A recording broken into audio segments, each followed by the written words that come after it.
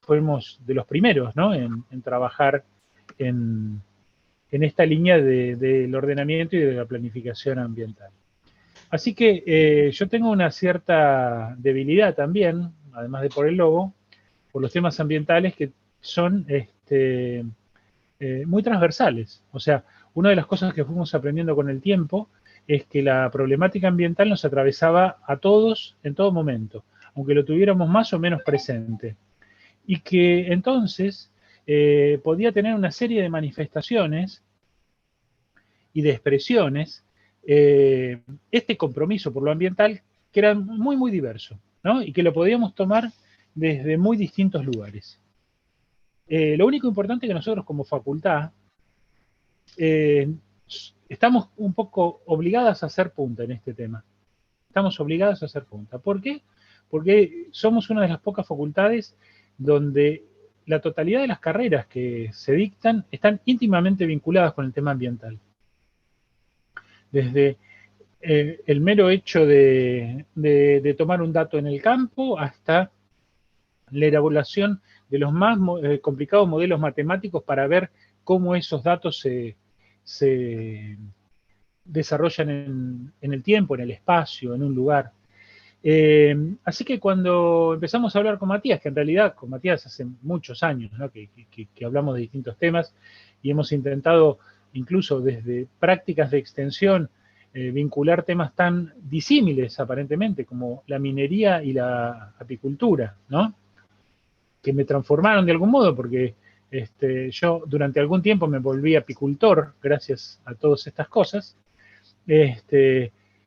¿Qué encontramos? Bueno, que hay una sociedad que nos está esperando y que nosotros no tenemos todas las respuestas. Quizás ellos tengan todas las preguntas y a nosotros nos tocará esforzarnos por tratar de acercar las respuestas.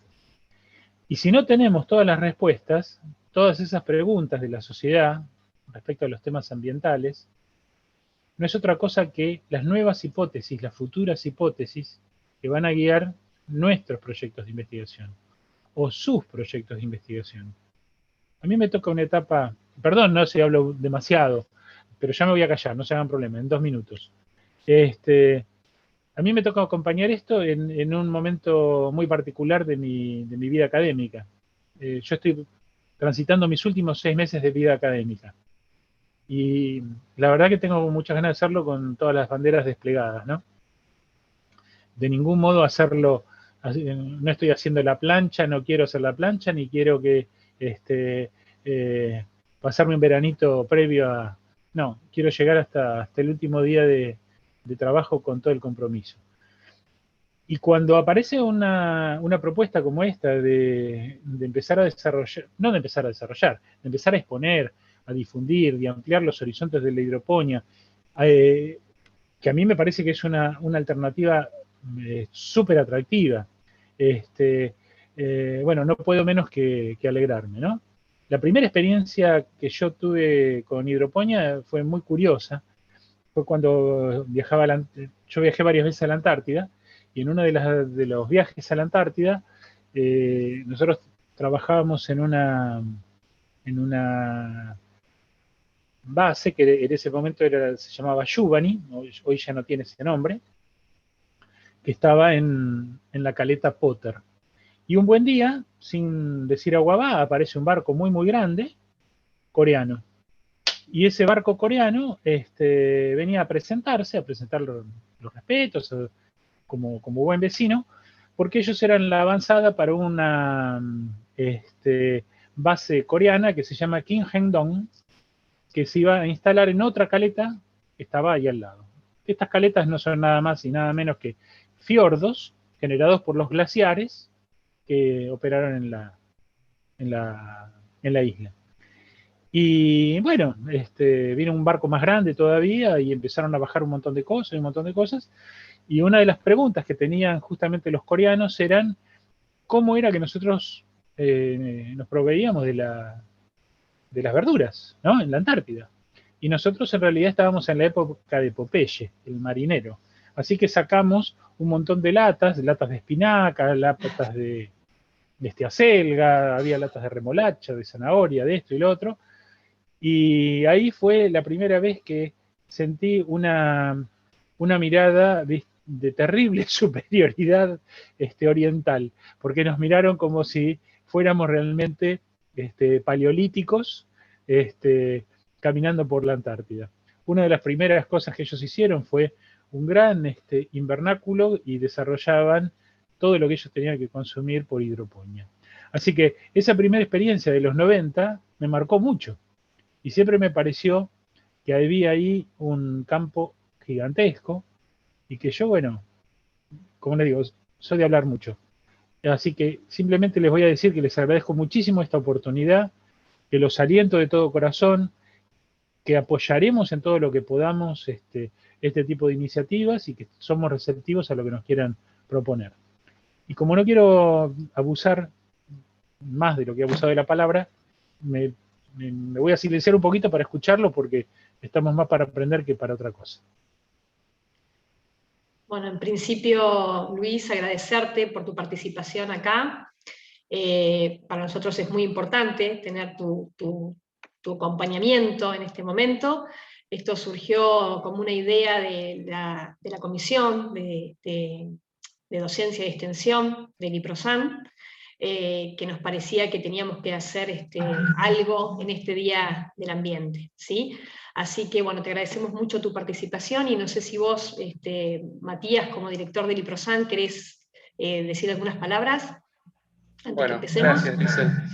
Bueno, primero agradecer a Luis y a toda su gestión de la facultad, porque para nosotros es importante como instituto este acompañamiento que siempre estuvo. Y después, nada, compartir un poco las palabras de Liesel, ¿no? En este Día Mundial del Ambiente, nosotros como IPROSAM no podíamos no estar presentes. Y esta temática, que es muy interesante, como decía Luis, el hecho de que en la Antártida, con poca disponibilidad de suelo, estén produciendo fruta, demuestra la plasticidad y la potencialidad que tiene.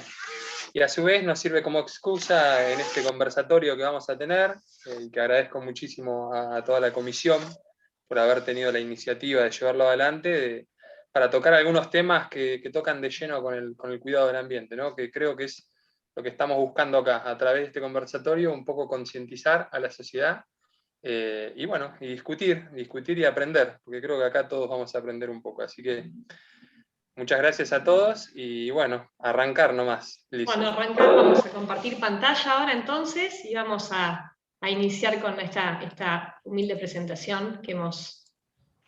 Yo me voy a quedar unos minutitos más y no los voy a interrumpir cuando me vaya, pero lo voy a tener que hacer en unos minutos más. Perfecto, gracias, muchas gracias por Espero que me sepan disculpar. No, muchas por gracias. favor, al contrario. Bueno, nuevamente agradecerle a Luis por estar presente en esta charla que vamos a brindar, haciendo alusión al Día del Ambiente. Y originalmente habíamos, desde la Comisión de Docencia y Extensión, habíamos pensado en que se llamara Taller de Inicio a la Hidroponía. Después nos dimos cuenta que cuando nos íbamos nosotros charlando entre los participantes, que íbamos a disertar en este conversatorio, que iba a ser más eso, un conversatorio que un taller, porque íbamos a cada uno ir exponiendo sus experiencias, y cada uno ir contando qué es lo que puede expresar y qué es lo que nos puede contar respecto a esta temática tan interesante, que nos pareció que era bastante acorde al Día del Ambiente, ¿no? A esto de principalmente poder hacer cultivos, ¿sí? Hacer cultivos de una forma saludable, poder obtener alimentación nutritiva, ¿sí? Y eso mediante una producción ecológica y sustentable totalmente. Por eso nos parecía que era una buena temática, ¿sí? Para abordar en este día. Los que vamos a participar de este conversatorio somos los doctores María Magdalena Vázquez, la doctora Analía Cecilia Martínez Tosto, el doctor Matías Maggi y quien les habla, la doctora Liesel Gende. Así que bueno, vamos a contarles un poquitito respecto de qué es esta técnica de la hidroponía. En principio, si uno piensa en la forma etimológica de la palabra, viene de hidro, que es agua, y de ponos, que es trabajo, que deriva del griego, ¿sí? Pero básicamente es una técnica o una modalidad de trabajo, como indica ahí, que permite el cultivo de plantas sin suelo. Es decir, tenemos la posibilidad de realizar cultivos sin la utilización del suelo, es decir, poder obtener una alimentación, como les dije recién, saludable y nutritiva de vegetales, aunque no tengamos a disposición un suelo fértil. Entonces, esta técnica principalmente permite hacer cultivo de plantas de tipo herbáceo, ¿sí? Principalmente, es decir, de hojas, aprovechando sitios o áreas no convencionales, es decir, no estamos utilizando la tierra fértil. Entonces, pero para eso tenemos que tener también en cuenta que a pesar de que no utilizamos un suelo fértil, no tenemos que perder lo que sí es necesario para las plantas, como la luz, la temperatura, el agua, los nutrientes.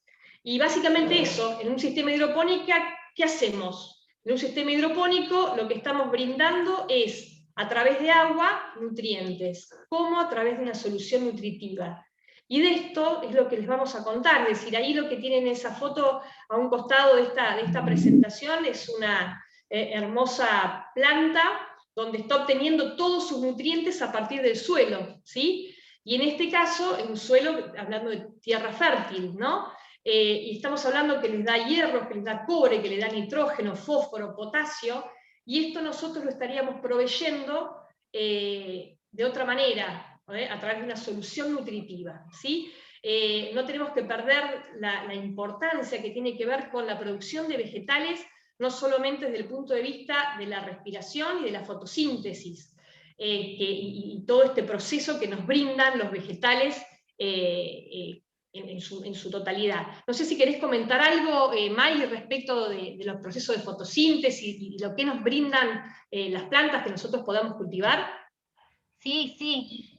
Ahí como se observa en la figura, la planta está necesitando agua, la luz solar, los nutrientes que vos mencionaste del suelo, eso para poder realizar este proceso que denominaste fotosíntesis. Entonces, las plantas utilizan esa energía del sol, el dióxido de carbono del aire, el agua y los minerales que están disueltos en ella para poder producir su propio alimento. Podemos decir que las plantas son como capturadores biológicos de la energía solar, la cual transforman en energía química, ¿no? Esa energía solar la transforman en energía química que la almacenan en moléculas que nosotros denominamos azúcares, en moléculas de glucosa, y esas son las que utilizan para el crecimiento y el desarrollo, para tener más hojas, para poder producir las flores, para tener un porte más alto, para desarrollar los frutos. Y algo importante que ocurre durante el proceso de fotosíntesis es la liberación de oxígeno. Y por eso decimos que la fotosíntesis sustenta la vida en la Tierra, no solo porque las plantas son el alimento y el refugio, podemos decir, de casi todos los seres vivos, sino también por esta liberación, este aporte de oxígeno al ambiente. Gracias, May. Ahora vamos a contar un poquito de cuáles son las ventajas y las desventajas. Y ahora van a ver dos diapositivas, ¿no? Una que habla de las ventajas, y como van a ver, tiene varios ítems esta diapositiva, y después tenemos otra de desventajas, que como verán, son bastantes menos estas respecto a las ventajas. Vamos a mencionar algunas, como principalmente que esta técnica de hidroponía no depende de fenómenos meteorológicos.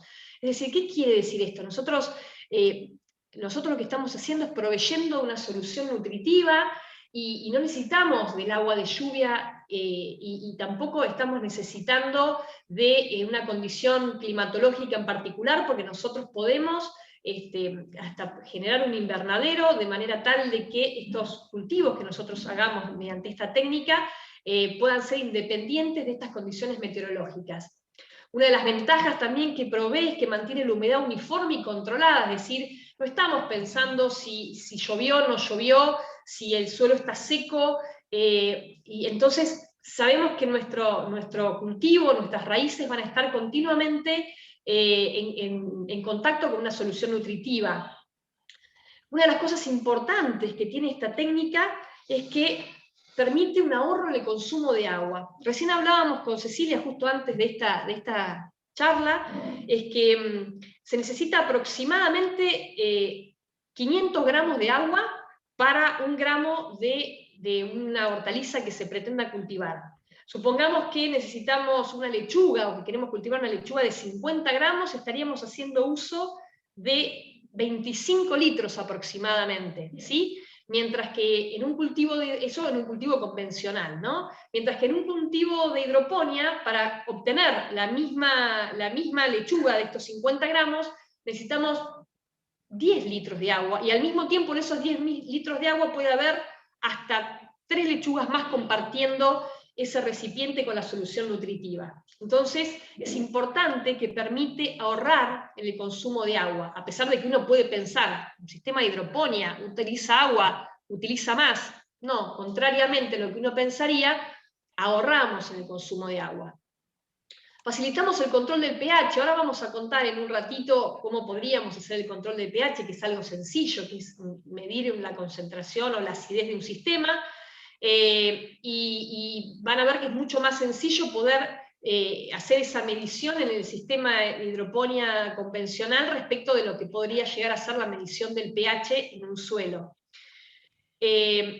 También es importante poder contar de que permite corregir, o sea, permite corregir deficiencias. Ahora vamos a ver una diapositiva en un ratito que va a darnos cuenta de que cuando la planta nos está dando información de que le falta algún nutriente, nosotros en una solución nutritiva podemos agregarle otro nutriente de acuerdo a lo que creamos conveniente y podamos corregir, ¿sí?, por exceso o por deficiencia de nutrientes. Entonces eso es otra de las grandes ventajas que tiene esta técnica de hidroponía.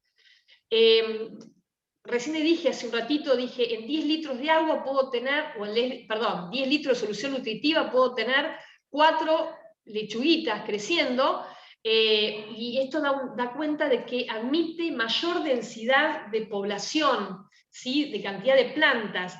Aproximadamente en los cultivos convencionales estamos hablando que podemos tener entre 6 a 8 plantas por cada metro cuadrado. En cambio, en el sistema de hidroponía podemos tener entre 25 a 30 plantas por metro cuadrado. O sea que estamos viendo que realmente es una importante la optimización del espacio. Esto es importante, por lo menos desde el punto de vista personal, es muy importante. Yo siempre intenté cultivar en maceta, porque no tengo tierra en mi casa como a disposición para poder tener algún cultivo, entonces utilizaba macetas y la verdad que nunca me iba muy bien. En mi caso tengo bastante terraza, ¿sí? Y esta posibilidad de hacer cultivo en hidroponía me permitió obtener mis propios cultivos, mis propias hortalizas, en espacios no tan grandes, ¿sí?, utilizando, por ejemplo, mi terraza para la obtención de cultivos propios, ¿no? Poder comer una lechuga que uno hizo, para mí es bastante lindo, o fue bastante enriquecedor para mí desde el punto de vista personal. Como les contaba, importante desde el punto de rinde, ¿sí? Rinde más por unidad de superficie, y literalmente, como les cuento, no requiere mano de obra calificada. Yo recién en la presentación no dije, pero los doctores que me acompañan, May, Ceci, Matías, son todos biólogos. En mi caso soy química, y realmente de plantas no sé mucho. Y así todo pude hacer este cultivo, poner en práctica este cultivo de hidroponía. Y es importante también que no requiere herbicidas y agroquímicos, que es algo muy interesante de esta técnica, que uno puede hacer un control natural o más natural respecto de lo que podría llegar a ser de los otros cultivos convencionales. ¿Desventajas? Sí, decime, Mati, ¿querías comentar algo?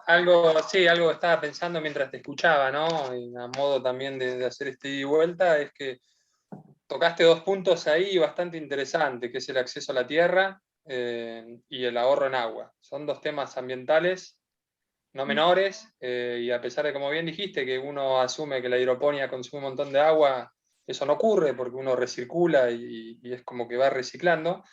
Pero tenés otro punto más ahí importante, que cualquier agrónomo tiene sus dolores de cabeza cuando hace una explotación agrícola, sobre todo en un contexto incluso comercial, que es el tema de los patógenos que afectan a la planta, ¿no? Todas aquellas plagas que afectan.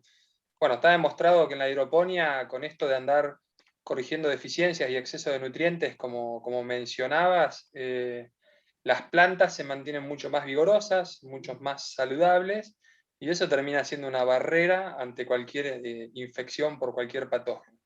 A mí me ha tocado trabajar el verano pasado, justo en medio de la pandemia, eso les contaba un poquito la otra vez, en una tesis de polinización de abejorros en tomate, en una finca acá bastante importante, en el cinturón fruto-hortícola de Mar del Plata, y este productor trabajaba con un tomate hidropónico en uno de sus tantos invernaderos. Y bueno, será para otra discusión el tema de si uno lo hace comercial, si realmente le saca un precio diferente, ¿no? Porque a veces uno podría, si lo hace desde un punto de vista comercial, seducir por esa manera. Eso por ahí no ocurre, pero lo que sí él nos decía es que aplicaban muchos menos controladores de patógenos. Entonces, incluso era más barato producir de esa manera. Ni hablar que después uno tenía un alimento mucho más nutritivo, ¿no? Así que bueno, como para mencionar otra ventaja más que no es poco importante. Gracias, Liesl. No, gracias a vos, Mati.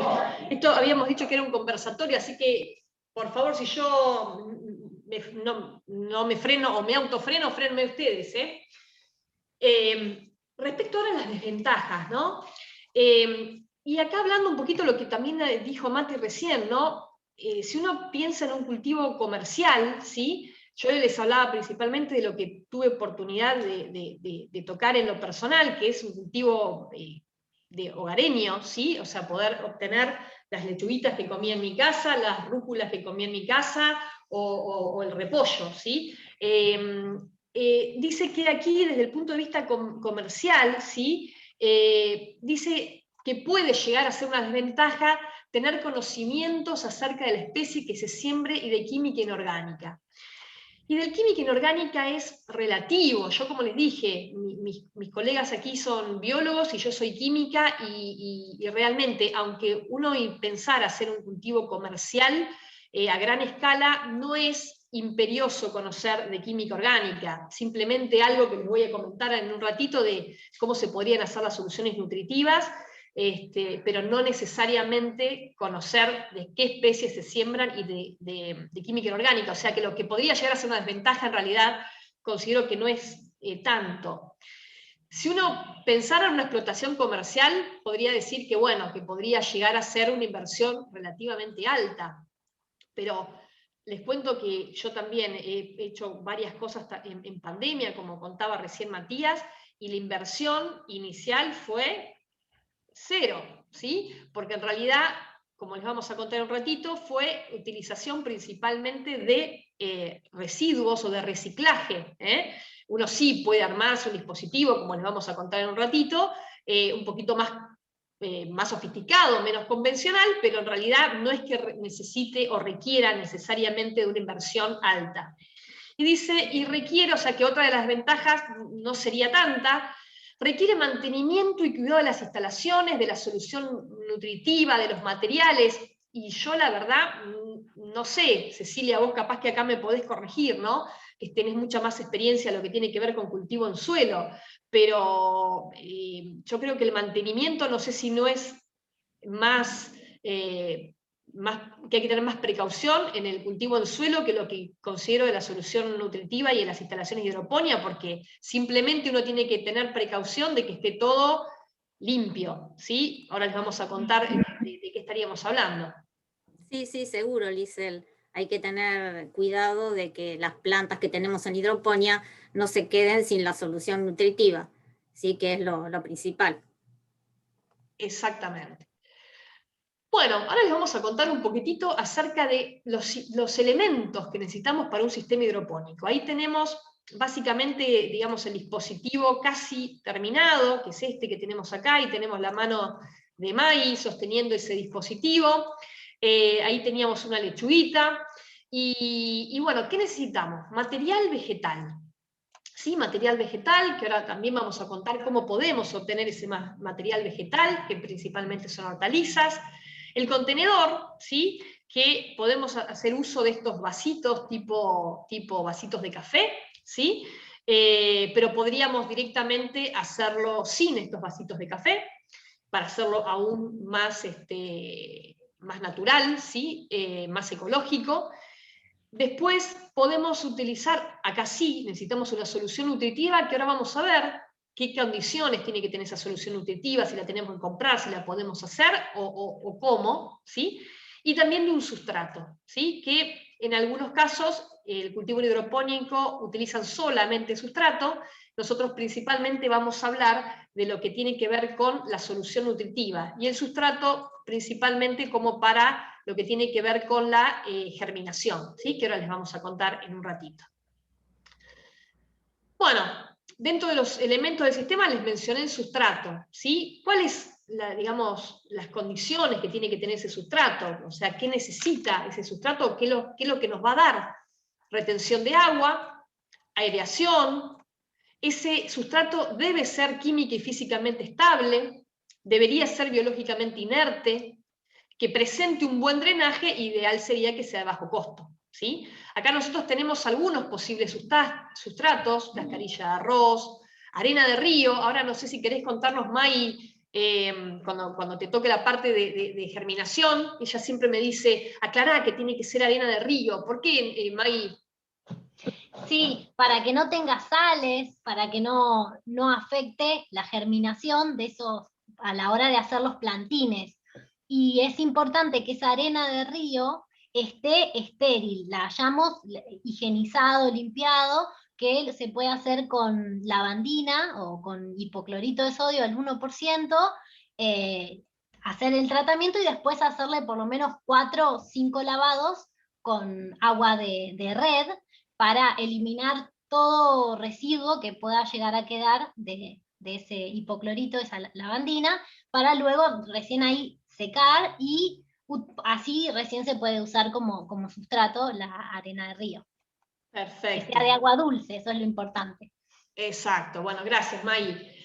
Podemos también utilizar vermiculita, poliestireno. Nosotros en particular hemos puesto en funcionamiento para germinación principalmente la fibra de coco, que no es de las más económicas, porque una de las condiciones es que sea bajo costo, pero en el caso de que con May, que hemos hecho algunas experiencias, nos pareció bastante versátil, bastante práctica de trabajar, y con buen porcentaje de germinación también.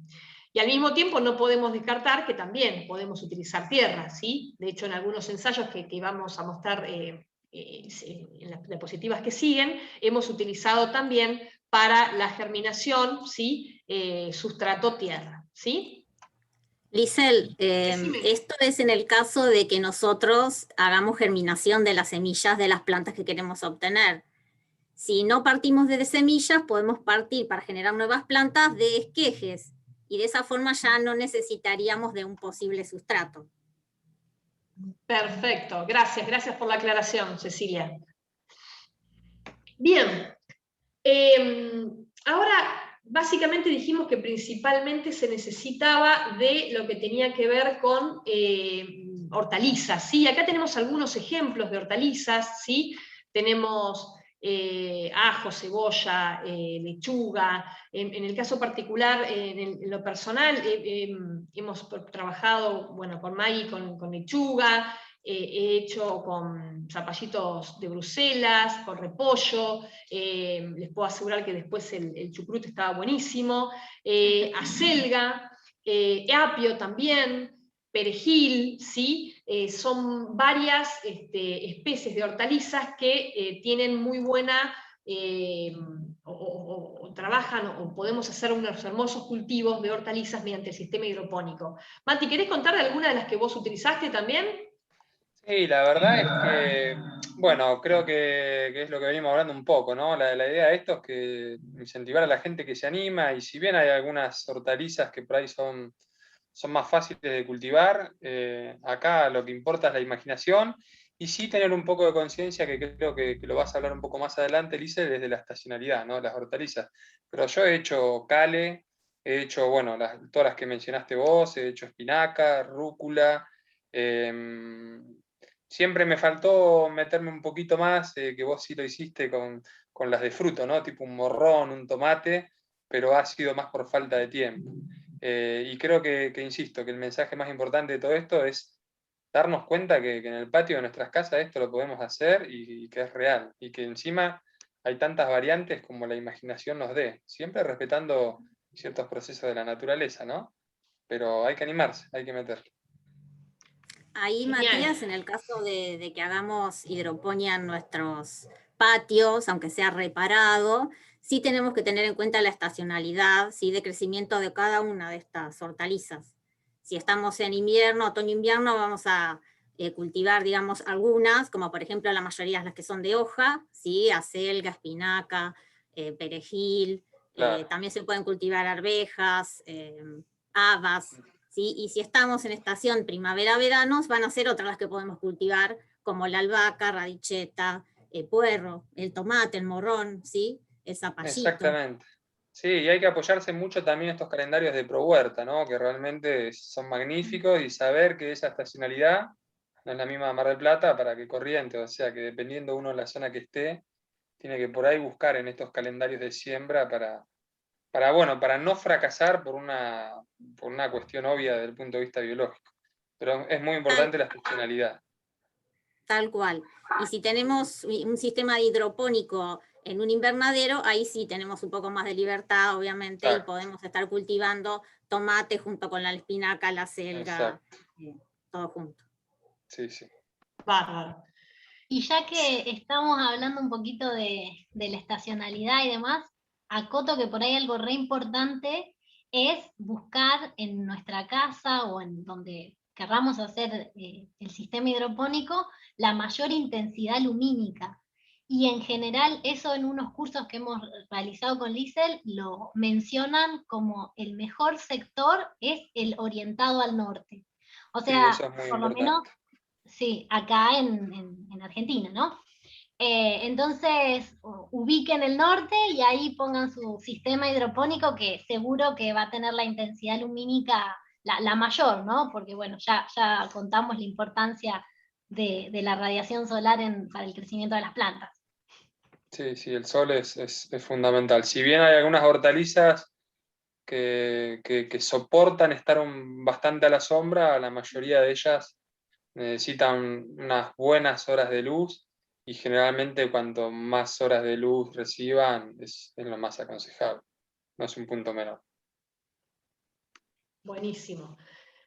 Ahí simplemente están marcadas algunas temperaturas de germinación más adecuadas, por ejemplo, para la espinaca, entre 10 y 15 grados, acelga entre 18 y 22, coles entre 15 y 25, lechuga aproximadamente 20 grados, rúcula un poquito más alta, 25 27 grados, ¿sí? Estas son temperaturas particularmente para la germinación, ¿sí? Pero ¿de qué no nos tenemos que olvidar, Cecilia?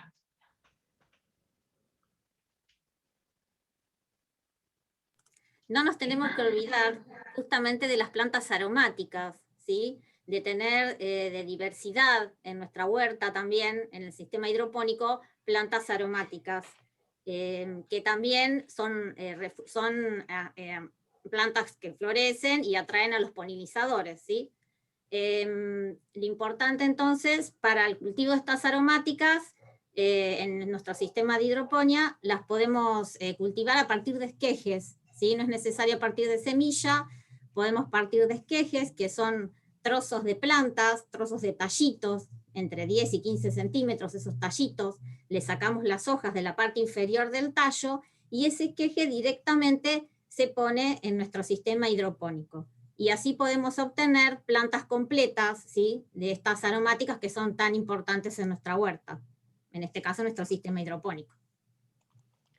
Y el tema de las aromáticas es súper importante, ¿no? Perdón que me meta, porque no solo embellecemos nuestro sistema hidropónico por el tema de las flores, por el tema de los aromas, sino, como bien ahí está remarcando Liesl, atraemos polinizadores de todo tipo, no solo las abejas, atraemos mariposas, atraemos incluso algunas moscas específicas, ¿no?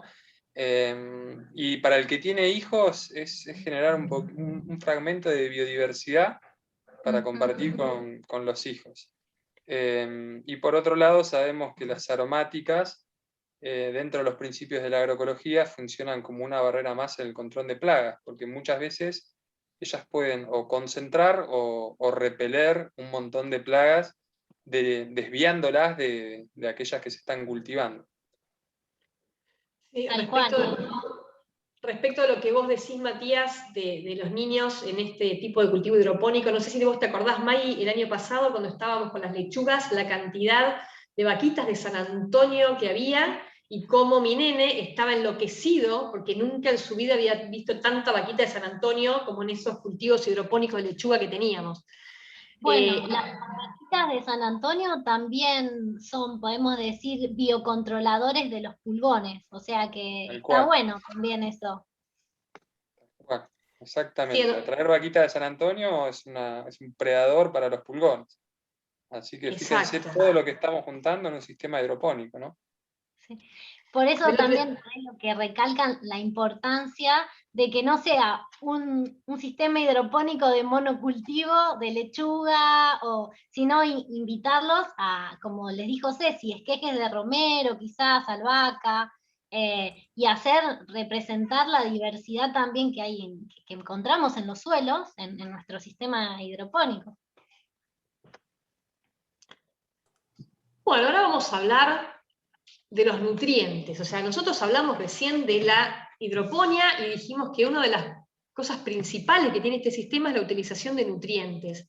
Entonces, para no hacerlo demasiado químico, simplemente les vamos a contar que están los macronutrientes y los micronutrientes. Los macronutrientes, como dice allí, cumplir la función de ayudar a las plantas a crecer y aumentar su tamaño, principalmente en la formación de hojas y tallos, y los micronutrientes, los que en general lo que desarrollan o ayudan en el desarrollo del aroma, el sabor, la textura y color en los vegetales. Dentro de los macronutrientes vamos a tener el nitrógeno, el fósforo, el potasio, azufre, magnesio, calcio, y estos son los que se encuentran o los que se deben encontrar en la solución nutritiva en mayor concentración.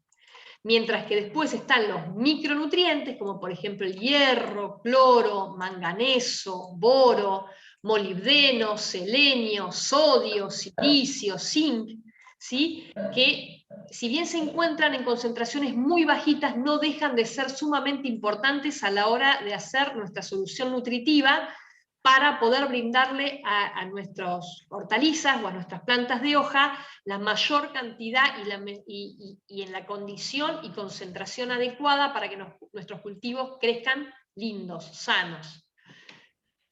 Nosotros en general, o la mayoría de los que hemos hecho hidroponía, utilizan la fórmula que le dicen la fórmula de Resch, ¿sí? Que en realidad deriva de su libro, que es la fórmula de Resch, que ahí la tienen, que fíjense que por cada 100 litros indica que se necesita 85 gramos de nitrato de calcio, 11 de nitrato de potasio, y ahí indica cada una de las cantidades que se necesita de acuerdo a los estudios que él ha realizado respecto de lo que necesitan los de macronutrientes, esta solución, que habitualmente se la denomina solución A, donde se encuentran estos macronutrientes necesarios como nitrato, sulfato, fosfato y el calcio también, ¿sí? Y después, dentro también de esta fórmula de Resch que habitualmente se utiliza, y fíjense también que estas cantidades que están indicadas acá son para 50 litros y para una concentración 300 por, es decir, que esto se puede diluir 300 veces, y aquí estaríamos indicando o fabricando lo que llaman la solución B, que es esta solución de micronutrientes, ¿sí? Los que se encuentran en menor concentración, ¿sí? Y esto uno habla como de mucha química y de muchas sustancias, y básicamente lo que uno está poniendo, y ahí les voy a poner la cámara simplemente para que vean, que uno puede, ahí no sé si están viendo porque yo ahí no me estoy viendo, pero ahí, Fíjense que simplemente uno puede comprar, cada uno, esto es nitrato de calcio, ¿sí? Que comprando este tipo de sustancias, que se pueden también comprar a granel, siempre y cuando uno quisiera hacerlo en grandes cantidades, o para cultivos extensivos, pero uno directamente también la puede preparar. O bien, como está ahí abajo, podemos comprar las soluciones, que ahí tengo tapado el nombre para que no se vea, pero se compran estas soluciones, solución A, solución B, ¿sí? Y fíjense acá, yo le voy a leer lo que dice, etapas de plántula hasta 10 centímetros, colocar 10 centímetros cúbicos de la solución A y 10 centímetros cúbicos o mililitros de la solución B, diluidos en 10 litros de agua. Eso en caso de plántulas de hasta 10 centímetros.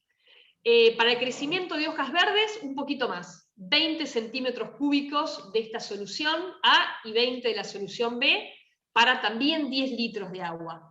O sea, fíjense que en realidad uno puede o prepararla, la solución nutritiva, o comprarla, ¿sí? Y simplemente tomar esos 10 mililitros que dice acá, o 20 mililitros, medirlos con una probeta o con estos vasitos que habitualmente utilizamos para la cocina, y preparar nuestras soluciones nutritivas, que no son más que agua, que ahora no la puedo levantar, agua, en la cual le ponemos y tenemos nuestros nutrientes listos acá para poner en contacto con nuestras hermosas plantitas y particularmente nuestras hermosas raíces, ¿sí?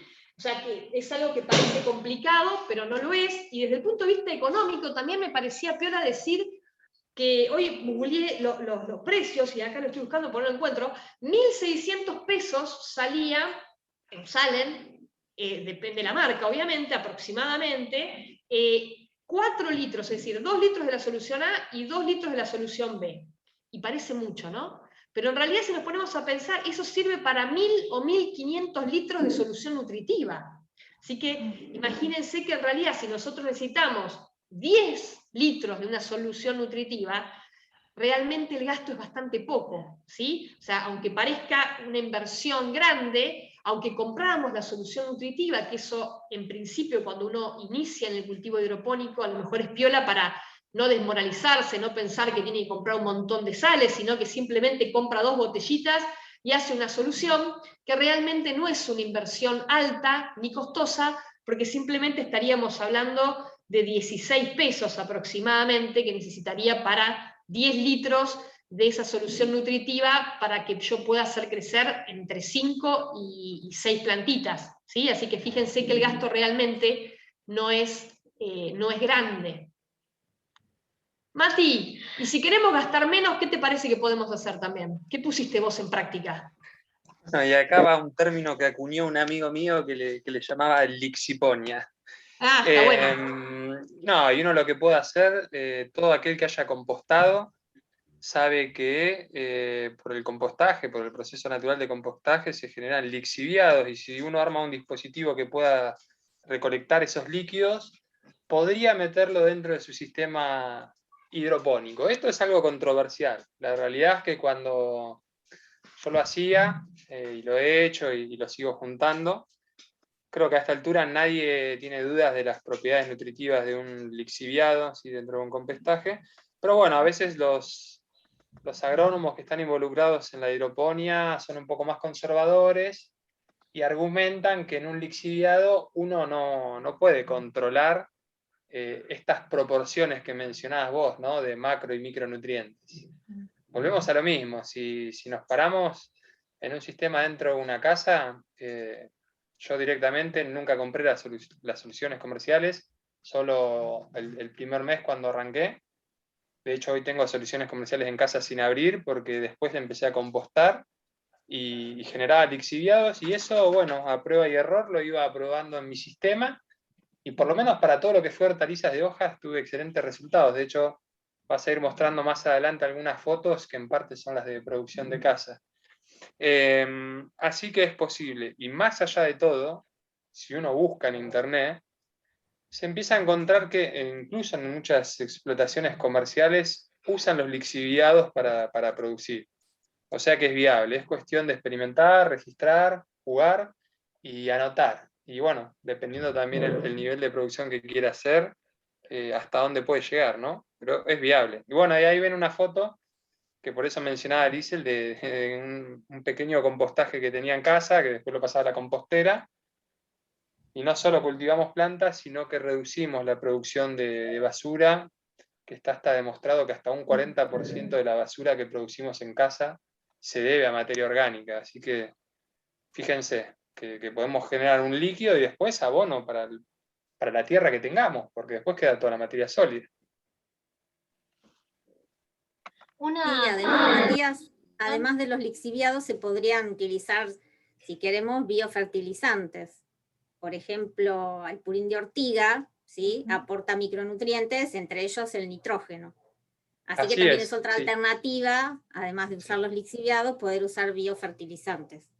Usé purín de ortiga también, me hiciste acordar, y anduvo muy bien, es verdad. Y la ortiga, si tenés la suerte, te sale como yuyo en tu casa. Sí, tal cual. Es cuestión de encontrarla y rebrota todo el tiempo porque semilla en cierta época, y uno si guarda y si cuida ese espacito del terreno de la casa, siempre te sale ortiga. Sí, sí. Y una consideración con respecto a esto que por ahí puede explicar un poquitito desde lo biológico, ¿no? ¿Por qué lo que Liesel marcaba tan poquita concentración de nutrientes para armar la solución de hidroponía, o cómo utilizando los lixiviados? Es que y es muy interesante, pero los nutrientes que nosotros, esos macro y micronutrientes que mencionó Liesel, que le agregamos a la solución de hidroponía del sistema, representan solo el 5% del peso total de la planta seca. O sea, una vez que ya llegó a su punto, ¿no? Si nosotros tendríamos que pensar, bueno, ¿cuántos de esos nutrientes están, que pusimos en la solución en ese agua, están en la planta? Solo el 5%.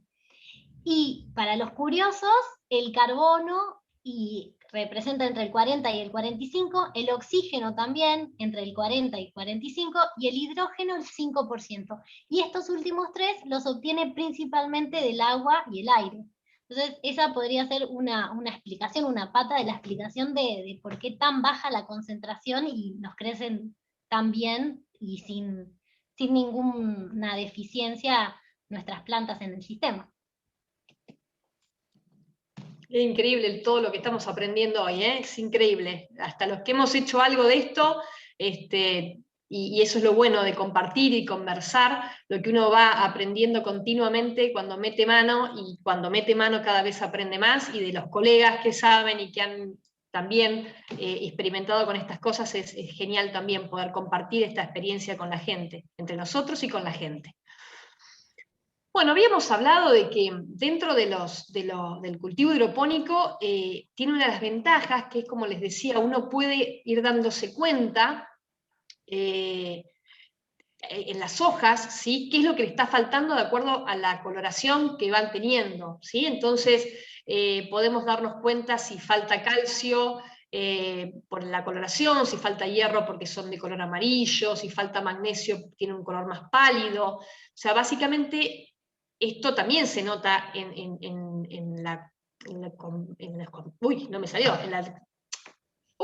cultivos convencionales. Se me trabó la lengua. En los cultivos convencionales. Pero acá la ventaja es que a lo mejor podemos ir cambiando o modificando, ¿sí?, esta solución nutritiva. Por ejemplo, en nuestro caso estábamos haciendo un ensayo con Maggie, utilizando otra cosa, no soluciones nutritivas compradas, sino que estamos haciendo unas experiencias con unas sustancias, y nos dábamos cuenta que había una coloración diferente de las plantas, y notábamos que podía ser por falta de calcio, por ejemplo. Entonces es que ahí, que a la solución nutritiva uno le puede cambiar y agregar, por ejemplo, la concentración necesaria de nitrato de calcio, de manera tal de revertir esa situación, ¿sí? Esa es una de las ventajas que presenta este tipo de cultivo en hidroponía. ¿Querés comentar algo respecto de esto, Maggie?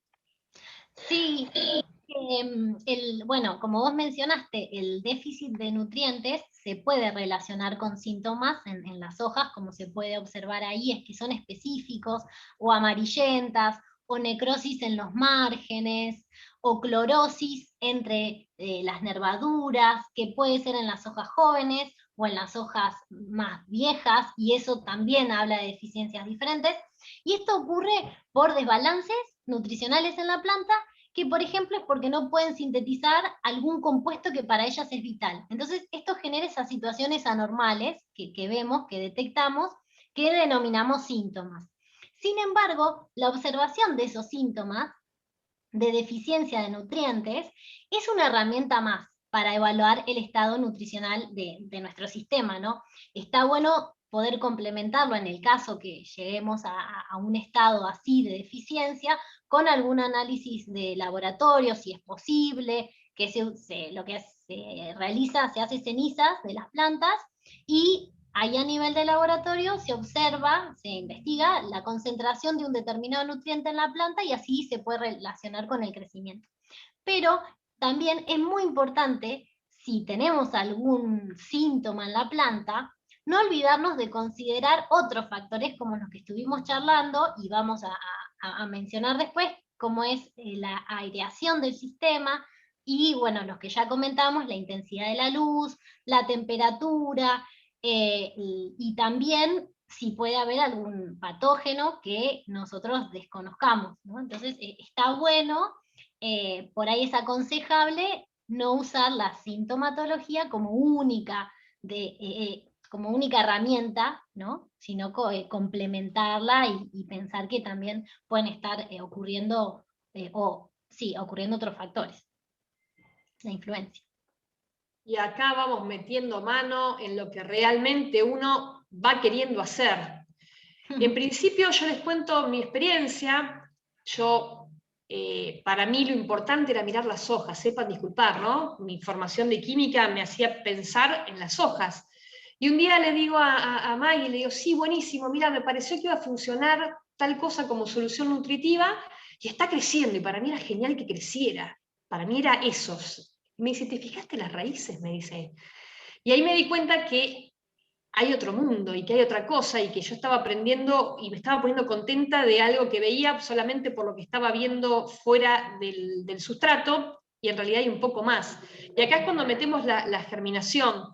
Es importante utilizar semillas de calidad, que sean sanas, de alto poder germinativo, y ahora les va a contar bien Maggie. Simplemente les voy a contar de esta foto. Esta foto es les cuento que yo empecé haciendo con lechuga, ¿sí? La verdad que me desmoralicé porque de acuerdo a algunos cursos que había hecho yo de hidroponía, no me funcionaba, no me crecía. Digo, estoy haciendo algo mal, ¿qué estoy haciendo mal?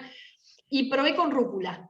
Y cuando salió, empecé a ver que germinaba, le dije a una amiga bióloga, le digo, ay, me parece que en vez de química tendría que haber seguido biología, le dije. Porque me sentía contenta, sentía como una adrenalina de ver que estaba creciendo, fíjense. Y yo lo hice como, no sé si se llega a ver bien ahí, a ver, lo voy a mostrar en fotito. Utilicé fibra de coco, no sé si acá llegan a ver, la fibra de coco es muy parecido a lo que es a la tierra, ¿no? Pero es una textura como si fuese parecido al café, y lo hace uno, lo tiene que hacer así en esto que está ahí, no sé si llegan a ver los agujeritos, ¿sí? Para que uno pueda poner esa fibra de coco o el sustrato que uno elija para hacer germinar. Y yo lo que hice, de acuerdo a los cursos que había hecho, como unas pequeñas canaletas aquí, no sé si pequeñas canaletas, en los cuales a cada 5 centímetros aproximadamente ponía una semillita, ¿sí? En algunos casos dice que hay que envolverlos, y ahora les va a contar bien con detalle. Y una de las cosas que me asombró de los que trabajan en esto, es que los más avesados como Maggie, en vez de ponerlo uno con una pincita como hacía yo, ella lo hace con micropipetas, así que me pareció muy interesante poder mostrar que ella coloca las semillitas con micropipetas. Hablamos de los sustratos, y hay varios tipos de sustratos. Fíjense que acá está la arena, como les comentó hace un ratito Maggie, respecto de que tenía que ser arena de río. Acá tenemos fibra de coco, acá tenemos tierra, ¿sí? En estos pocillitos que están acá, estos vasitos que están acá, hay tierra, acá estábamos probando un residuo de la industria, para ver si nos servía como germinación. Acá en el centro tenemos, ¿qué tenemos, Mati? ¿Nos querés contar? Sí, Li. Bueno, esa es una foto de un germinador que había hecho en casa, y bueno, volvemos a la de siempre, ¿no? Uno puede, todo lo que está contando Liesel, comprarlo. Fíjense que Liesel les comentaba de que los receptáculos para alojar los plantines, ella utilizó, como ven ahí en la foto, en ese caso la siembra, vasitos de café, que muchas veces uno lo descarta en la casa después de un cumpleaños, entonces te da la oportunidad de reciclar. Cuando uno se mete en internet y empieza a buscar, obviamente hay toda una parafernalia, hay todo un mundo bastante costoso referenciado a los insumos para la hidroponía.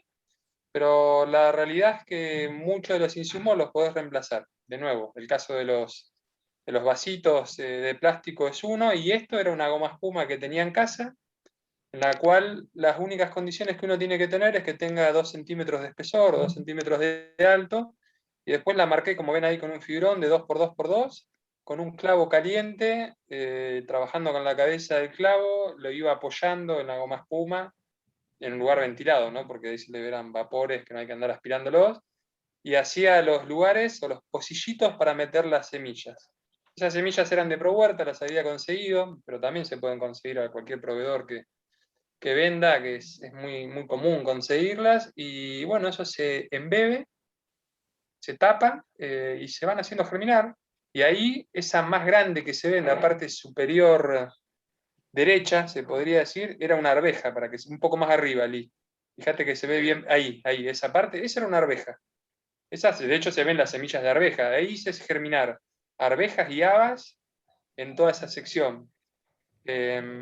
Algo que no hablamos, y lo dejo acá como un detalle, pero también es todo otro mundo, que uno a medida que mete mano en esto, lo que tiene que pensar es en una siembra escalonada siempre, ¿no? Y se tiene que armar un buen plan de siembra, porque el primer error que comete de novato es sembrar todo junto. La realidad es que vos, conociendo un poquito la estacionalidad del cultivo y el tiempo de desarrollo que tiene ese cultivo en la época del año, podrías decir que, bueno, yo todas las semanas siembro un determinado N de plantas, cosa que después no nos alcance la madurez todo junto, y durante una semana comamos lechuga toda la semana.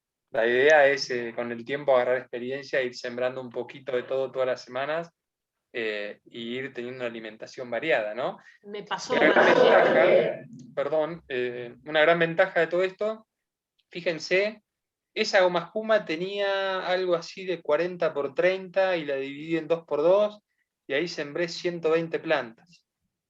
Así que fíjense, llega un momento que no sabés qué hacer con los plantines. Eso era lo que me pasaba a mí, los terminaba regalando. Bueno, esa es una de las cosas que también hemos fomentado desde acá, desde la comisión, ¿no? Esta parte de esta charla surgió también por el Día de la Memoria, ¿sí? En el que nos pusimos en contacto con Del Río, y que también nos sugirió la posibilidad de esta charla, que básicamente lo que vos decís, muchas veces uno genera más de lo que puede consumir, y está bueno que uno lo pueda dar, ¿no? Y es parte de lo que hemos fomentado también desde esta comisión y desde el IPROSAN, que estamos tratando de fomentar, ¿no? Bueno, ahora nos va a contar Maggie respecto de la germinación, nos va a mostrar un hermoso videíto que ella hizo, pero cualquier duda que tengan, cualquier inquietud, ¿sí?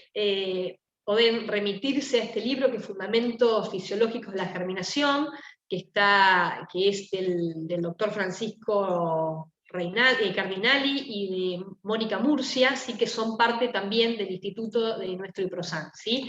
Yo no me olvidé de mencionar, Ceci, perdóname, que bueno, tenemos acá también el honor de estar con Cecilia, que es docente de la materia de biología vegetal, morfología y anatomía vegetal, ¿sí? Que también ha compartido horas docentes con Francisco, ¿no? Sí, nada más ni nada menos que como 25 años hemos compartido entre investigación y docencia. Investigación y docencia, 25 años, que no es poca cosa, exactamente. Bueno, Maggie, te dejo todo a vos. ¿Qué tenemos ahí y qué nos querés mostrar? Vos decime cuándo te activo el video. Dale. Bueno, antes por ahí quería comentar que con respecto a la generación de plantines para hidroponía, existen muchas similitudes con respecto a la producción de los plantines. La única diferencia es el sustrato que vamos a usar y la solución de riego que vamos a usar. Vamos a usar los sustratos que mencionó Alicia al principio, ya sea fibra de coco, bien, y bueno, y la solución de hidroponía. Si querés, sí, le podemos poner play. Dale, perfecto. Ahí les pido que por favor me confirmen que todos lo están viendo. Ahí se ve. Bien. Perfecto. Y ahí Perfecto. en Todo el tuyo, video Maggie. estamos, bueno, les mostramos una bandeja, que se puede llamar almácigos también, con fibra de coco en cada una de las celdas. Eso es un nivelador casero que está hecho con un sorbete y un tope de plástico a 1 centímetro de profundidad. Bueno, un palito de brochet, un papel doblado en 4, las semillas y el pulverizador con agua. Eso es lo que vamos a necesitar para hacer estos plantines. Primero humedecemos bien el sustrato, eso nos va a ayudar un montón a poder realizar las perforaciones con el nivelador y que no se nos pegue el sustrato en el nivelador, que no se nos haga más difícil. Y bueno, ¿por qué usar el nivelador? Eso nos va a permitir que la semilla siempre quede a la misma profundidad. Entonces, una vez que realizamos todas las perforaciones en todas las celdas de nuestra bandeja, nuestro almácigo, lo que nosotros tengamos, puede ser las bandejitas que Elise les mostró al principio, solo con el sustrato, vamos a colocar una semilla, bueno, vamos a colocar todas las semillas sobre el papel, y desde allí una sola semilla a cada uno de las perforaciones que realizamos en las celdas. Una sola semilla. El palito de brochet lo que ayuda es a ir deslizando y a controlar que nos caiga una sola semilla. Y luego vamos a tapar con el sustrato. Podemos utilizar el que está en la bandeja o reservar un poquitito y luego tapar para que la semilla no quede descubierta y esperar el proceso de germinación. Ahí se ven las semillitas en las celdas y dentro de las perforaciones. En ese caso la cubrí con el mismo sustrato, que por ahí es más simple que tirar o sea, que dejar caer sustrato para ir tapando, porque por ahí genera más que se disperse más todo. Y muy importante, hidratar. Porque el proceso de germinación es muy importante que esa semilla que estaba seca tome el agua para así ya se empiece a activar y empieza el proceso de germinación, empieza a crecer, a desarrollarse esa plántula en miniatura, inmadura que había dentro de la semilla, y empezamos a ver que crece. Ahí vemos no solo el crecimiento, el desarrollo, sino los movimientos, está buscando la luz, muy, muy probable esas plantulitas, y ahí lo que vemos es 2 tipos de hojas, podemos decir. Las hojas verdaderas y los cotiledones, que son los que están al costado, que esas son las hojas embrionarias, decimos, porque esas ya estaban así, como tales, en la plántula inmadura que estaba dentro de la semilla. Y son súper importantes los cotiledones. Puede haber 2, pueden desarrollarse 2 o 1, dependiendo del tipo de planta que tengamos, pero son re importantes porque ahí es donde están las reservas de las cuales va a depender la semilla para germinar. Una vez que ya tengamos esas hojas verdaderas, que son las que se puede ver bien hasta la nervadura, que se ven que tiene otra morfología, otra curvatura, se pueden identificar.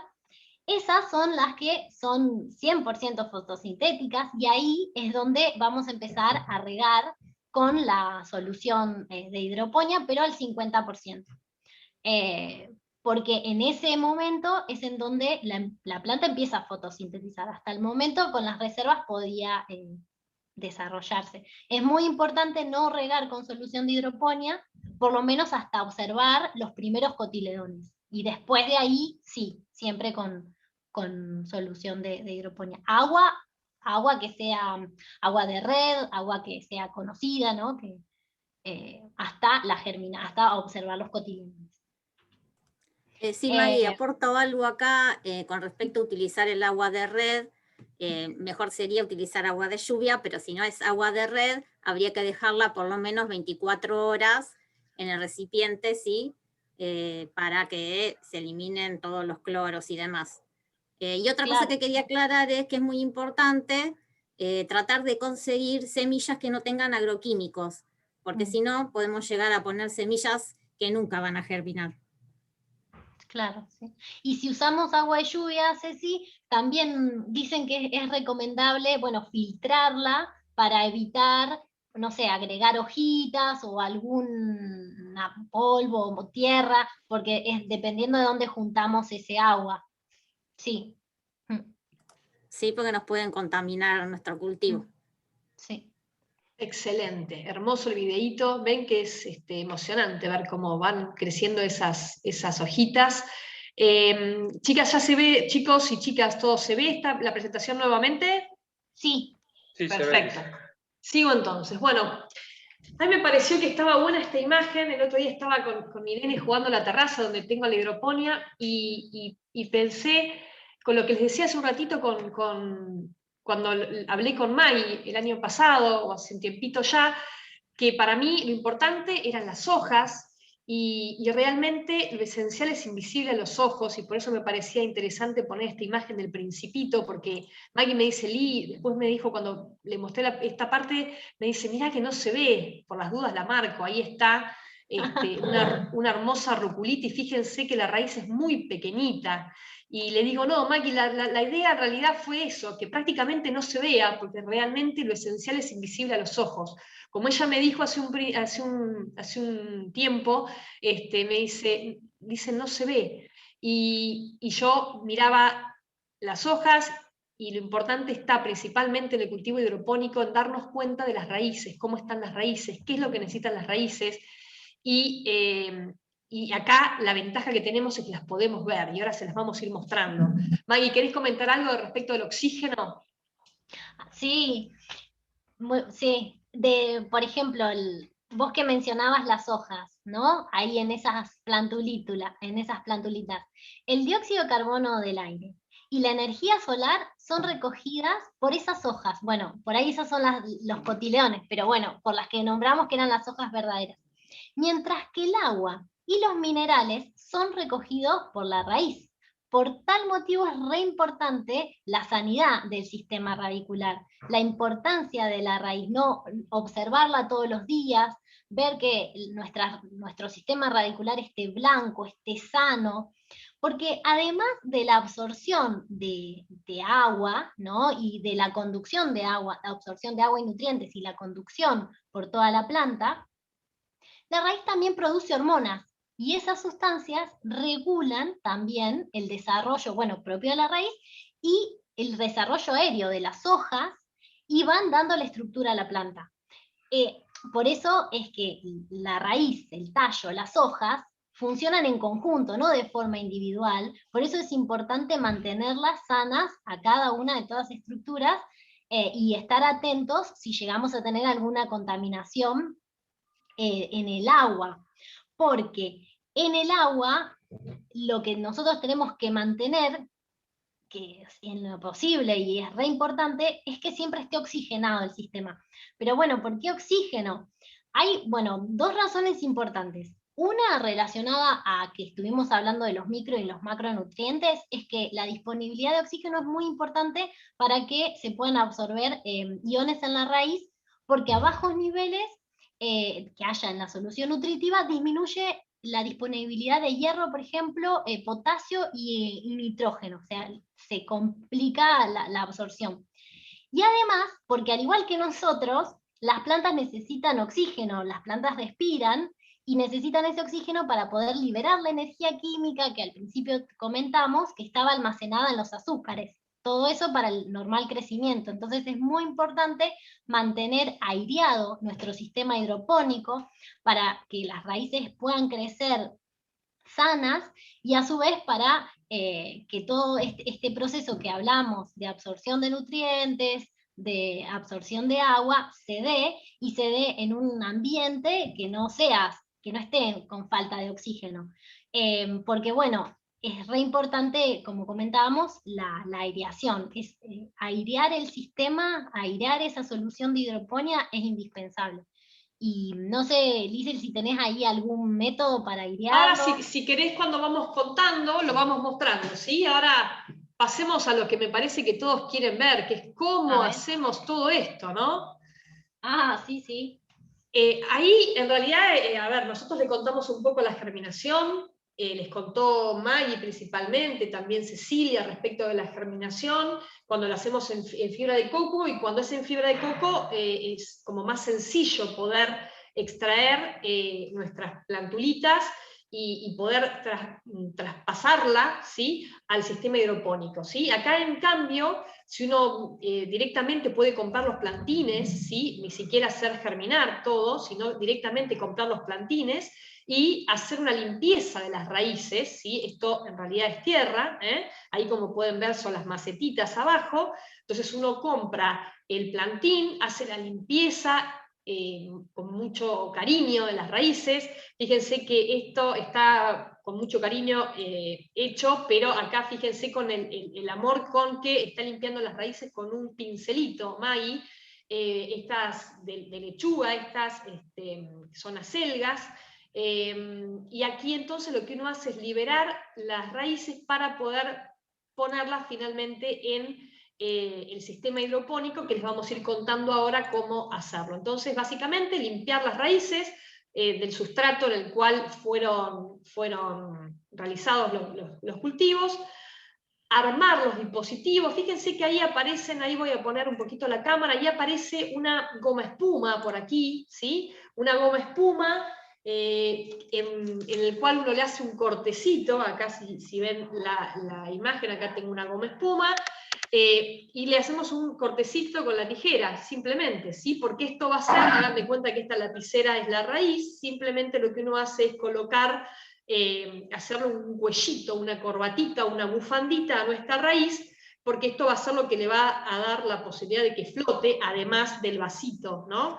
Ahí en la segunda fotografía pueden ver el vasito, que simplemente es un vasito de café reciclado, ¿sí?, en el cual le hemos hecho un cortecito. Este está medio desprolijo, el que estoy mostrando, pero puede ser cuán prolijo quieran que sea.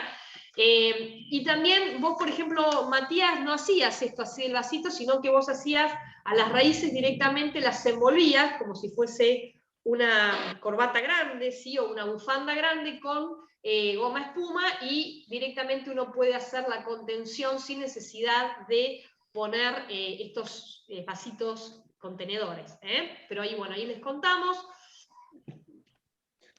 cómo primero hacemos el cortecito, el cortecito también del vaso, cómo ponemos las raíces en esa goma espumita, ¿sí?, y finalmente cómo ponemos todo la plantulita en el dispositivo.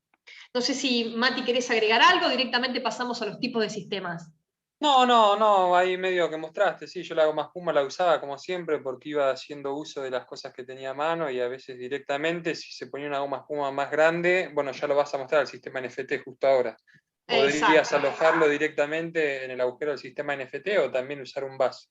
Lo mismo en raíz flotante cuando yo lo hacía, que ahora lo vas a mostrar, pero hacía el agujero y lo ponía directamente en el tergopol. Bueno, no nos queremos extender demasiado, hay diferentes tipos de sistemas hidropónicos. Ahora Romina debe estar pensando, dijimos que iba a ser de 35 o 40 minutos y estos no dejan de hablar. Pero bueno, por eso vamos a contar principalmente, o los dos sistemas que hemos puesto principalmente en práctica nosotros, pero contarles que existen diferentes tipos, como el de flujo, el aeroponía, raíz flotante, goteo, mecha, NFT, cada uno teniendo, bueno, el principio de la hidroponía, que es la utilización de soluciones nutritivas, también presencia de sustratos, ¿sí? En cada uno de estos sistemas ustedes pueden ver que en todos se encuentra esto. Puede ser también por aspersión de la solución nutritiva, con el caso de la aeroponía, pero para no extendernos mucho más, nos vamos a centrar en lo que tiene que ver con la raíz flotante, ¿sí? Que es esta fotito que podemos ver aquí arriba, ¿sí? O NFT, que les va a contar en un poquito más detalle Matías en un video que hizo para contarme en algún momento sobre esta actividad y que preferimos y que decidimos incluirlo en esta presentación. Básicamente, entonces, ¿de qué constituye el sistema hidropónico? Nuestras plantulitas, ¿sí? Nuestras raíces, ¿sí? Inmersas en esa solución nutritiva que les contaba, que tienen los macro y los micronutrientes disueltos, que van a entrar en contacto con estas raíces y van a darle los nutrientes que necesiten para que ella crezca. Podemos tener diferentes sistemas en de raíz flotante en el que acá, que es principalmente lo que hemos usado nosotros, o también hemos hecho también trabajos con caños de PVC, pero en este caso utilización de telgopor o poliestireno expandido, en el cual le hacemos orificios para poder colocar nuestros vasitos contenedores de nuestras plantulitas.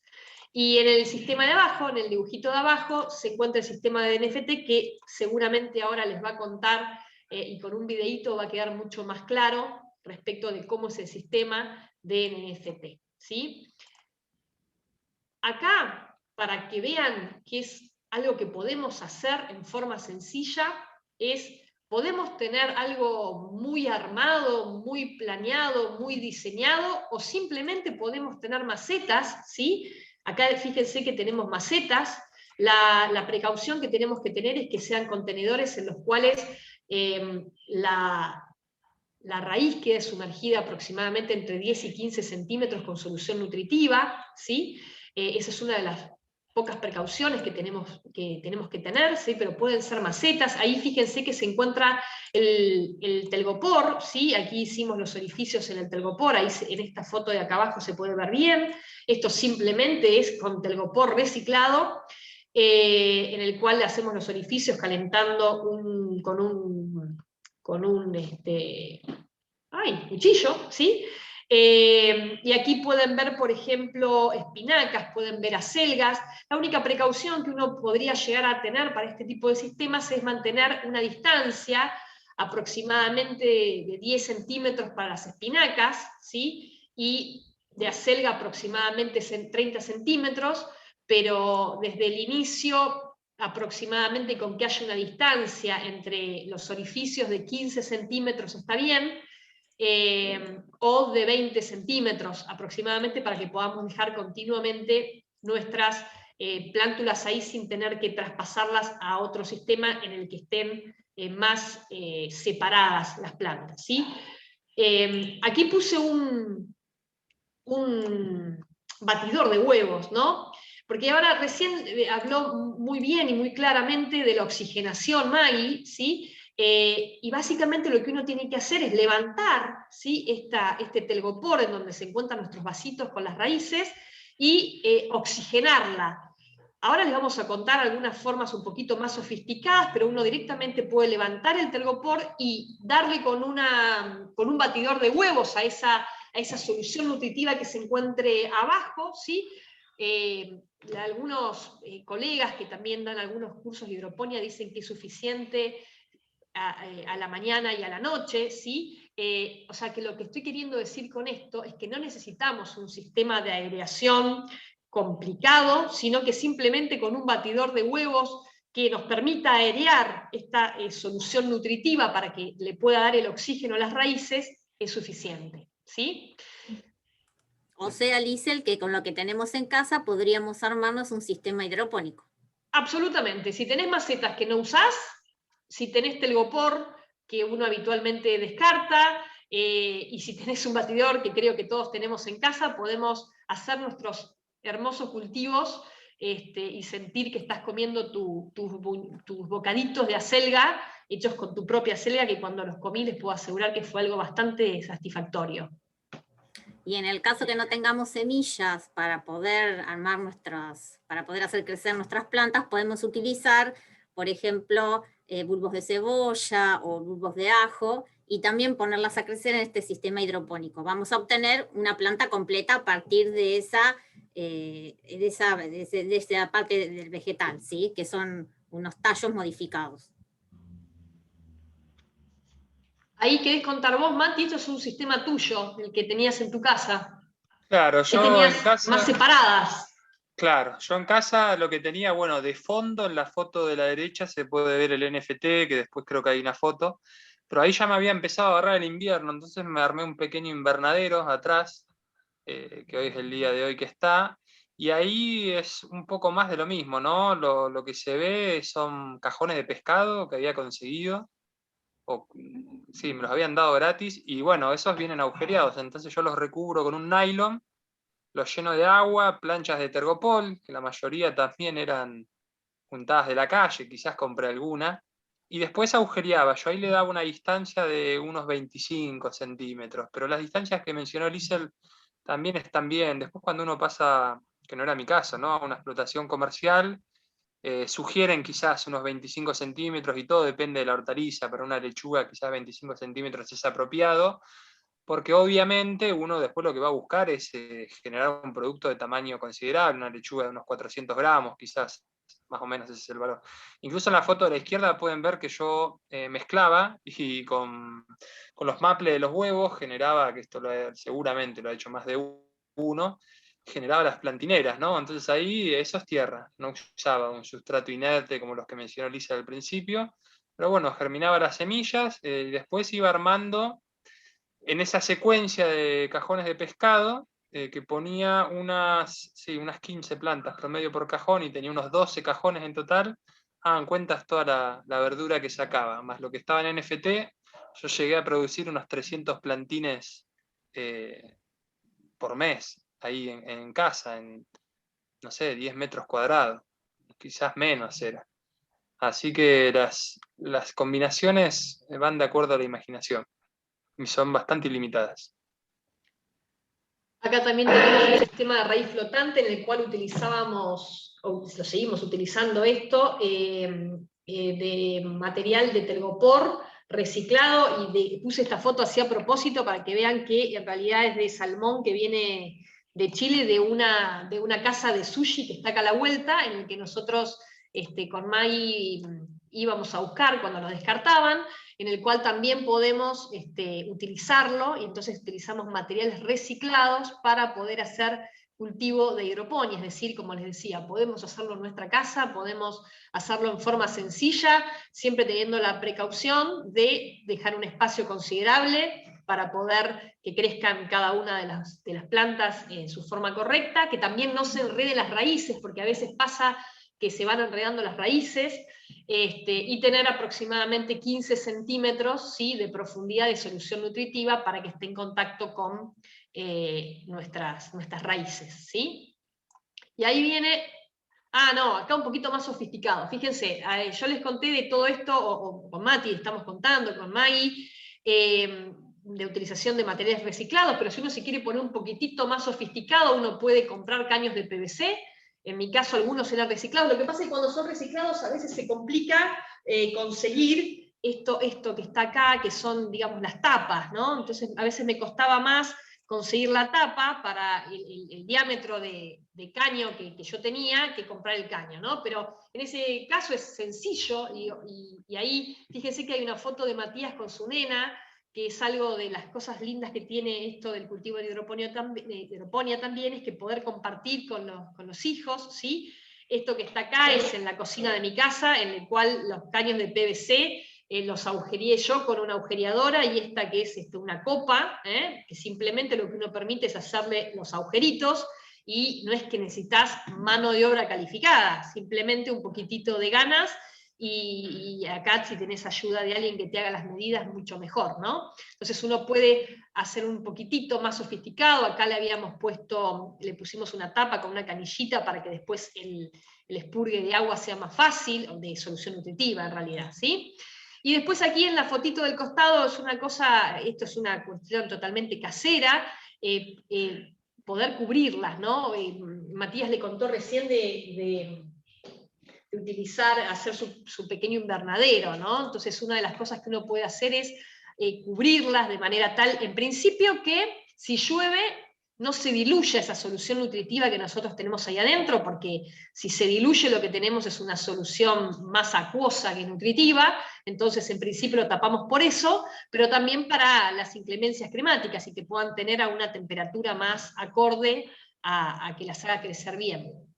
Sí, en invierno es importante por el tema de las heladas principalmente. Exacto, exacto. Mati, acá tenemos tu sistema de FT. ¿Nos querés contar? Vos decime cuándo querés que te ponga el video. Bueno, no, ponelo, Liesel. Ahí lo que se ve es un poco, son 4 caños de 4 metros que estaban conectados. Bueno, ahí lo vamos a ver, ¿no? Ese tacho blanco al fondo era también algo que había cirugiado de la calle. Ahí tenía mi bomba de agua, que la bomba, bueno, acá ya la necesitas, porque tenés que hacer que desde ahí, de donde estoy señalando, está tu reservorio de agua y tiene que subir, tenés que levantar el agua. Ahí había puesto una canilla para regular el paso, porque una de las condiciones del NFT es que tenés que hacer un flujo laminar de agua.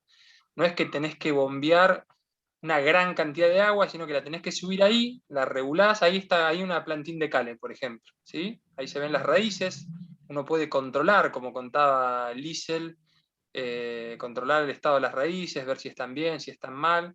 Fíjense, yo no sé si ahora se llega a ver, pero es una gotita, es un hilo de agua que cae, y va generando un flujo laminar a lo largo del caño.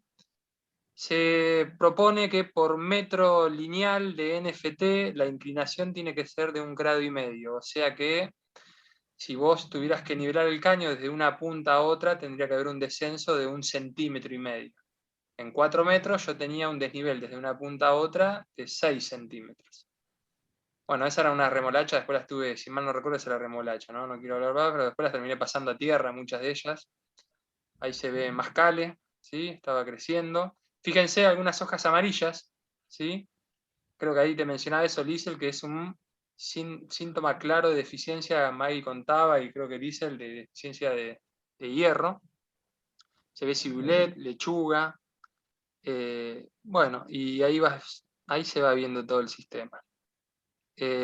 Ahí yo estaba produciendo 80 plantas, porque incluso el último tramo del tubo, que es ese que estoy justo tocando, me había puesto un poquito más exquisito y había armado un filtro biológico. Dentro de esos caños había armado otro sistema de caños más chiquito, había comprado un par de piedritas y agregado un par de ladrillos, y había hecho el filtro biológico con bacterias, que eso se hace naturalmente, ¿no? Se va multiplicando la bacteria y después te va reciclando. Lo más complicado del NFT en comparación con la raíz flotante es la inversión, es un poquito más cara si uno tiene que salir a comprar estos tubos que generalmente son de desagüe, las tapas, las canillas, y te puede llegar a dar un poquito de dolor de cabeza el hecho de las tapas y las pérdidas. Fíjense que ahí en las fotos, en la foto de la derecha, que se ve la manguera que baja del caño superior al inferior, yo las tapas las sellaba con cinta tape, ¿sí? No conviene pegarlas, porque generalmente entre temporada y temporada lo que uno tiene que hacer es sacar las tapas y limpiar todo el sistema de NFT. Y otra de las cosas que hay que tener en consideración en lo que respecta a las distancias entre receptáculo y receptáculo que sostiene el plantino, la planta en desarrollo, es la distancia. Yo acá siempre opté por tenerlas separadas unos 25 centímetros, porque por un lado generás competencia cuando las tenés tan cerca entre plantas por capturar sobre todo la luz, ¿sí? Y por otro lado, lo esencial es invisible a los ojos, decía Liesel, cuando las tenés muy juntas en el sistema NFT, si no tenés un buen sistema armado, las raíces empiezan a crecer, y crecen, ¿eh? Y crecen. Yo no puse fotos de plantas que tenía porque estaba yo y no había necesidad de que vean esa foto, pero se generan barbas, y eso te termina tapando todo el sistema de desagüe.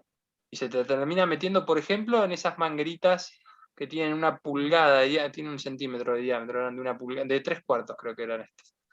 Así que bueno, y lo último que les digo, fíjense que ahí donde estaba marcando Liesel, en el caño superior, ahí donde está marcando Liesel, ese agujero tiene que estar al ras del tubo, y el de abajo tiene que estar en la parte superior. Si el agujero de arriba lo hubiéramos hecho arriba del todo, valga la redundancia, ¿sí? Cuando todo el agua circula por la inclinación que tiene en el caño de arriba, ese caño se hubiera llenado de agua. ¿Sí? ¿Podés marcar con el puntero, Lee, en el caño de arriba el desagüe? Ahí. Es clave que el desagüe esté justo en la parte inferior del caño, porque si hubiera estado arriba, en la tapa arriba del todo, esos son 4 metros lineales de agua colapsada que se te puede hasta incluso caer de la pared. Y además, mantenés las raíces de las plantas totalmente sumergidas y hasta se podrían llegar a podrir en algún momento. Entonces es importante que en el caño de arriba siempre el desagüe esté en la parte inferior y cuando caiga en la parte de arriba. Y en la otra punta sería lo mismo, ¿no? Y ahí se va generando, es un zigzag de producción. Y lo bueno que tiene es que lo podés ir armando y desarmando y darle la superficie o los metros lineales que vos quieras. Espectacular. Bueno, entonces ahí ya les hablamos un poquito más de la sofisticación, porque hablamos en principio que podíamos hacerlo con un batidor de huevos, pero podíamos hacerlo un poquito más sofisticado si queríamos, pero cuando digo sofisticación parece que estuviéramos hablando de qué terrible lo que estamos poniendo. Estamos utilizando, por ejemplo, en el caso de que les mostrábamos del sistema de raíz flotante, utilizamos una bombita de pecera, que no es algo tan sofisticado, o sea, simplemente esto en el cual ahora lo encuentro, acá lo puse, donde uno pone la manguerita que va a estar en contacto con esta solución nutritiva, y esto va a hacer que se oxigene nuestro sistema, o sea que la sofisticación tampoco es tanta, ¿sí? Esto es para el sistema de raíz flotante, ¿sí? Y la bomba que les contó recién Matías es para el sistema de NFT, que la diferencia que tiene esa es que te permite ascender agua, ¿sí? Venden bombas que te permiten ascender unas a 90 centímetros, otras a 1,5 metros, dependiendo de la potencia de cada una de estas bombitas. Pero como les digo, es algo simple que podemos comprar también en insumos para peces. Y acá tenemos un timer. En mi caso particular no lo puse todavía, lo tengo pero no lo puse, que nos permite independizarnos de cuándo prender estos oxigenadores, ¿sí? O estos aireadores más que oxigenadores. Entonces uno puede tener un timer que le permite que el sistema se autocontrole y decir, bueno, a tal hora se va a producir la aireación, pero bueno, nosotros lo hemos hecho sin necesidad de tener este timer, y Mati, que lo pudo poner en funcionamiento, poder hacer algún tipo de... ay, no me sale ahora, ayúdenme. De ahorro de invernaderos, no me salía, invernaderos, ¿sí? Que eso también nos va a ayudar con nuestra producción. Y si nos quisiéramos poner más rigurosos, que tampoco es tan serio, porque se los voy a mostrar y tampoco está tan costoso, uno podría medir, porque uno habló recién de la solución nutritiva. Acá tengo un conductímetro, ¿sí? O sea, que es un conductímetro que nos permite medir la conductividad del sistema, y que eso tiene que ver con que esta solución nutritiva que yo les mostré hace un rato tiene sustancias disueltas, aniones, cationes, que lo que hacen es que cambia la conductividad del agua. Es decir, si yo mido la conductividad del agua destilada, es decir, la que no tiene iones, me estaría dando conductividad prácticamente cero, ¿sí? En cambio, si nosotros medimos la conductividad, porque la medida de la conductividad sería proporcional a lo que está mencionado ahí, que son las partes por millón, es decir, la concentración que tiene de iones esas soluciones, ¿sí? Entonces, si uno quisiera ponerse un poquito más sofisticado, podría medir la conductividad, ¿sí? Y poder darse cuenta si, por ejemplo, o se concentró. Una de las cosas que me pasaba a mí, que me pasó en verano bastante, fue que se iba evaporando mucho la solución nutritiva y por ende se va concentrando. Entonces, uno con un conductímetro puede medir que esa conductividad no haya ascendido demasiado, que esas partes por millón no hayan ascendido demasiado por esta concentración, y uno podría diluir, ¿sí? O si pasa lo contrario, si tenemos una conductividad más baja, vemos que nuestra solución no tiene la cantidad de iones necesarios, ¿sí? Entonces podríamos, con una medida un poquito indirecta, ¿sí? Poder medir precisamente si tenemos que agregar solución nutritiva o si tenemos que diluir nuestra solución nutritiva. Allí tenemos algunos ejemplos de de partes por millón, ¿sí? Que están asociados dependiendo del cultivo que estemos utilizando, y son más bajas la conductividad, las partes por millón, la concentración que se necesitan para plantines, respecto de lo que se necesita para adultos, por ejemplo, ¿sí? Bueno, y si uno se quisiera también poner un poquito riguroso, uno puede medir el pH, que tampoco estamos diciendo que es algo tan complicado. Uno puede comprar cintitas de pH, o puede comprar unos pHímetros caseros, que tampoco, no son caseros, pero no son costosos, ¿sí? De estos pHímetros que se encuentran acá, en los cuales uno puede hacer una medida del pH, porque se sugiere que en realidad el pH debe ser entre 6,5, entre 6 y 7,5 aproximadamente, y eso no tiene nada más que ver con que la disponibilidad del pH, ¿sí? Tiene que ver con la absorción de las raíces, ¿sí? De cada uno de los nutrientes o los minerales, y de lo que se llama en química la especiación, es decir, de acuerdo al pH, cómo se encuentran esos iones y cationes disponibles para que la raíz los utilice, ¿sí? La idea de hacer esto más corto y más sencillo, por eso no nos queremos extender demasiado con esto, simplemente que uno puede controlar algo que es sencillo, pero lo puede controlar también con el pH y la conductividad. Y acá, simplemente algo que nos mencionó hace un ratito, y si querés mencionar por favor otra vez, Cecilia, que uno tiene que elegir qué plántulas usar, qué plantines, qué, de acuerdo a la época del año. ¿Nos recordás eso, por favor, Cecilia? Sí, por ejemplo, si queremos hacer cultivos en primavera-verano, en hidroponía, podemos poner semillas de albahaca, radicheta, puerro, tomate, morrón, zapallito, zapallo, pepino, que tienen unos requerimientos específicos de luz y temperatura para esa estación. Y en cambio, si queremos cultivar en otoño-invierno, podemos poner semillas de espinaca, selga, lechuga, perejil, todo lo que es más hortaliza de hoja, ¿sí? También podemos poner arvejas, habas, que tienen otros requerimientos de luz y temperatura correspondientes a esa estación. Genial. Y acá simplemente recordar lo que recién nombramos, que, por ejemplo, en otoño-invierno se utilizan soluciones nutritivas al 100%, es decir, se hace lo que dice, digamos, el marbete, de lo que o la solución esta de Resch que habíamos hablado, y en cambio en el verano podemos utilizar soluciones al 50%, porque precisamente hay mucho proceso de evaporación, y hace que se concentre, ¿sí? Y que termine quedando una solución al 100%. Bueno, y acá el producto terminado. Ahí, a ver, este no es un producto terminado, este que tenemos acá fue solamente para que vean las raíces, ¿sí? Este no es un producto terminado porque, bueno, una de las cosas que dijo la vez pasada, no sé si lo dijiste ahora, Cecilia, que una de las ventajas también que tiene esto es poder ir sacando las hojas de afuera, ¿no?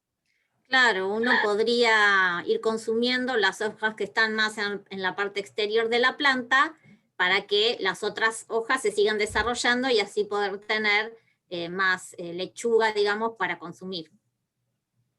En acá, fíjense las raíces, ¿sí? A pesar de que esta planta todavía de lechuga no estaba hermosa para consumir, o no tenía el tamaño, pero fíjense las raíces, ¿sí? Acá se puede ver la goma espuma, ¿sí? Acá es una lechuguita, acá es un perejil de la casa de Matías, acá son unas acelgas, ¿sí? Que también se hicieron por cultivo hidropónico, y como contó Mati, nos animamos a hacer un poquito también de cultivo de fruto, que en ese caso se necesita una concentración un poquito más alta, ¿sí? De solución nutritiva, pero fíjense que esos tomates cherry son, no sé si la palabra correcta es, pero realmente se ven bastante comibles, ¿no? Así que bueno, no sé si alguien quiere agregar algo, si nos olvidamos de algo. Creo que lo hicimos más extenso de lo que pretendíamos. Realmente se convirtió en un conversatorio porque charlamos y charlamos y charlamos. Ahí se encuentran nuestros mails. Formamos parte del IPROSAN, Instituto de... Decilo vos, para ver si me meto la pata, Matías.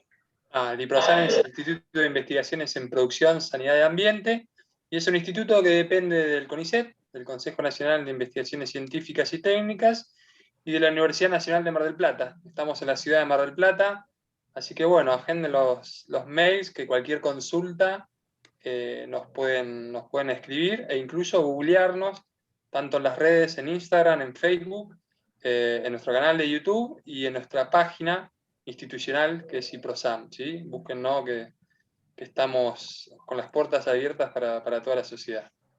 Y bueno, nada más que agradecer a las chicas por haber organizado esto. Y bueno, por ahí comentar que esto ni lo habíamos ensayado, ¿no? Nos juntamos acá y empezamos a hablar y creo que salió muy bien, muy contento. Bueno, yo creo que también salió bien, creo que todos estamos contentos.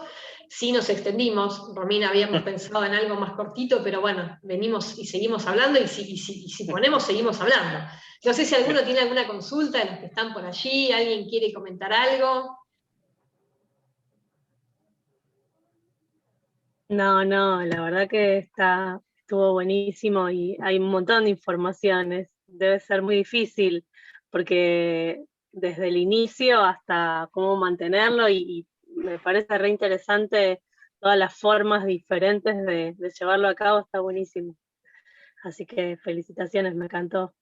Yo creo que en el chat les había dicho que pensaba en, bueno, el material está bárbaro también para las escuelas, ¿no? Como un material de empezar a explorar este mundo que es amplio y que se puede abordar desde distintas asignaturas, bueno, en principio biología, ciencias naturales y química, pero bueno, también desde física, de fluidos, matemática, un montón, incluso la historia de hidroponía, lo que contaba Luis del Río con respecto a esto de Antártida, me parece que es un insumo de inicio y de continuación fundamental.